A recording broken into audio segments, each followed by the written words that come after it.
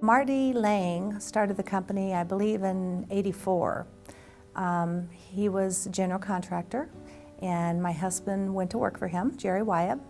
In 1994, they formed Lang Wyatt joint venture. Marty really wanted to be able to leave the company to someone.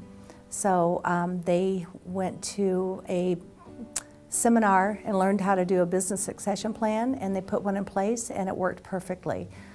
Jerry was able to buy Marty out, but because he started the company and Jerry was a little worried that if anything ever happened to him, Marty agreed to stay on as 1% owner of the company.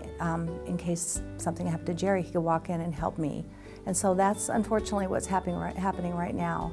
My husband passed away on January 10th, and Marty started to work the next day. If you met Marty Lang today, he would tell you the smartest thing he ever did was bring Jerry in as a partner. And Jerry would say the best thing ever happened to me was that Marty asked me to become a partner. My husband was becoming the fire station king in Tucson.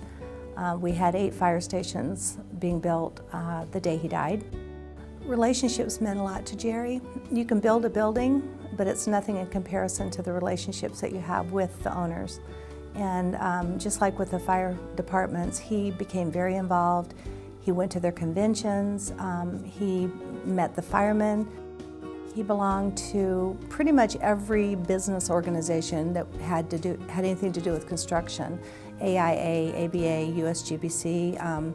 He was a LEED certified. He went to numerous seminars. The man constantly wanted to be learning. But he also was Jailbird of the Year 2 years in a row for the Muscular Dystrophy Association.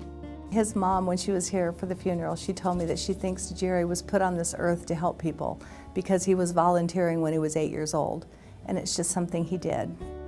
Jerry always worried. He'd say, "Honey, I think I'm gonna have to retire in a year because things are really bad." But after he died, I found out he was actually pretty much the busiest contractor in Tucson. And I called yesterday at the office to get the numbers for 2009. It was his best year. So I don't know what he was so worried about. One of the other things about Jerry too that I found interesting is if he did not get a job, he always wanted to know why.